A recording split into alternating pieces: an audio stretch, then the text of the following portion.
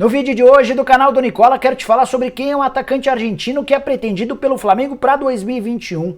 Vou falar ainda sobre um outro argentino, esse que já está no futebol brasileiro, o Mugni, que foi oferecido ao Corinthians.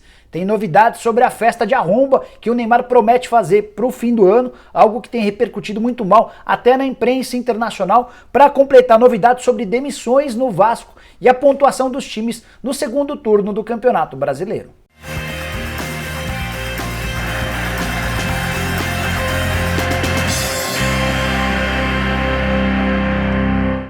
Fala aí pessoal, sou o Jorge Nicola, bem-vindos a mais um vídeo do canal, bem legal ter vocês por aqui. E antes de passar todas as informações, só pedir para vocês deixarem um like no vídeo, se inscreverem no canal. Para se inscrever é só apertar esse botãozinho vermelho de inscreva-se, combinado? Bora começar o vídeo falando sobre a festa de arromba que o Neymar promete dar para a virada do ano. De acordo com Anselmo Góes, que é colunista do jornal O Globo, a festa começou na noite do dia 25 e vai durar longas 5 noites. Terminando somente na virada do ano, a partir de 1º de janeiro.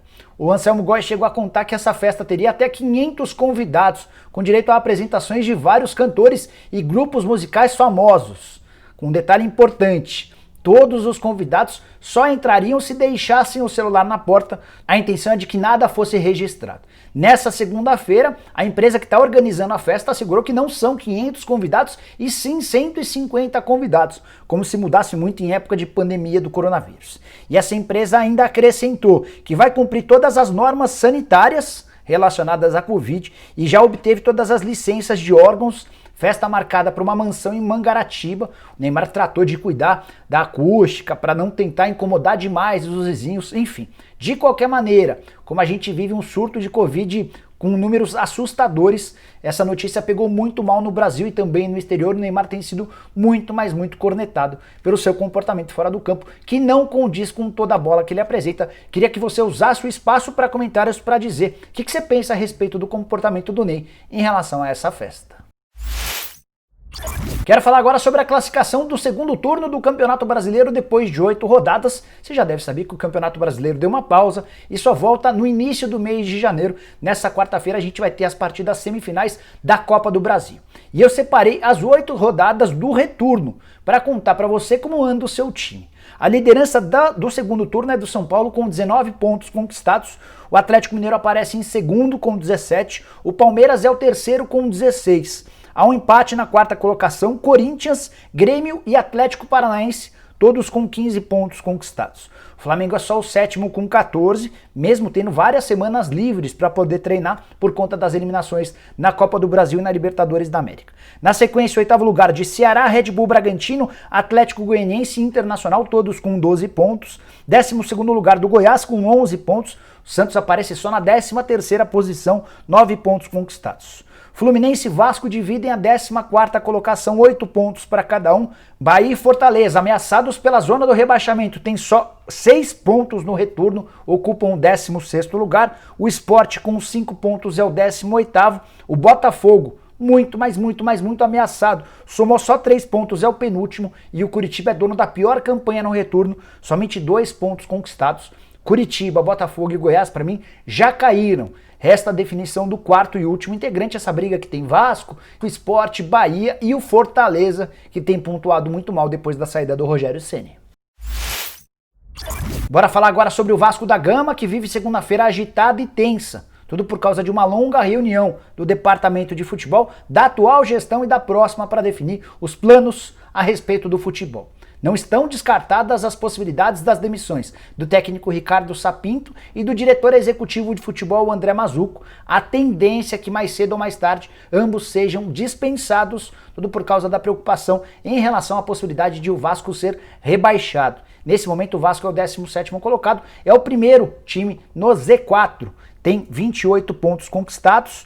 E aí está, com os mesmos 28 do Bahia, perde no número de vitórias, o Sport um pouquinho à frente com 29, Fortaleza com 31, essa é a briga contra a zona do rebaixamento. O grande problema é a sequência extremamente negativa de resultados do Vasco. Uma única vitória nos últimos 9 jogos, é por isso que existe enorme pressão interna pela demissão do Ricardo Sapinto, que acabou se perdendo em meio a essa sequência de jogos. Para completar, quero te contar sobre os próximos jogos do Vasco, começando por dia 7 de janeiro, quando visita o Atlético Goianiense. Depois ainda pega o Botafogo e o Curitiba, todos os confrontos diretos na parte de baixo da tabela. Como há tempo até o próximo jogo, muita gente dentro de São Januário defende a ideia da mudança do comando técnico, da chegada de um outro comandante para tentar salvar o Vasco do rebaixamento. Bora falar agora sobre Lucas Mugni, que foi um dos principais jogadores do Sport ao longo da temporada. O argentino de 28 anos de idade tem contrato somente até o dia 31 de dezembro. E o Sport faz toda a força do mundo para renovar o contrato. Ouvi de uma pessoa próxima ao Mugni que a chance de renovação é pequena e a tendência é que ele vá jogar em outro lugar. Entre as possibilidades estão ofertas de um time do México e de um time da Turquia, os dois com capacidade de pagar mais do que o atual salário do Mugni. Além das propostas mais vantajosas do exterior, também pesam contra a renovação do Mugni, a sequência muito ruim do Sport, correndo o risco de rebaixamento, e a péssima questão financeira do clube, que deve cerca de 600 mil reais ao jogador. São 130 mil de prêmios do primeiro semestre, mais 330 mil de prêmios do segundo semestre e 8 meses de direitos de imagem atrasados. Mugni já fez uma tentativa de acordo com o clube, não houve esse pagamento e a partir daí ele perdeu a confiança nos dirigentes. Os dirigentes do Sport se alegam no fato de que haveria uma prorrogação do contrato de forma imediata se o Sport manifestasse a intenção de ficar com o atleta. O Sport garante que fez de forma oficial, conversando com o jogador até 1º de novembro, essa manifestação para que ele continuasse. O Mugni sustenta que não houve nenhum comunicado formal, oficial, via e-mail, via papel timbrado, e é baseado nisso que ele cogita a possibilidade de ir embora. Antes de mudar de assunto, quero te contar mais uma informação importante. Nos últimos dias, o nome do Mugni foi sugerido ao Corinthians, mais especificamente ao novo presidente do clube, Alduírio Monteiro Alves, que respondeu a esse intermediário que gosta do jogador, mas que passaria o nome para o Wagner Mancini e para o Alessandro. O Alessandro vai ser o novo gerente de futebol, o Wagner Mancini é o atual técnico do Corinthians. Se houvesse aprovação dos dois, o Corinthians poderia, mais para frente, tentar contratar o jogador, provavelmente de graça, afinal de contas, a partir de 1º de janeiro, o Mugni será jogador livre.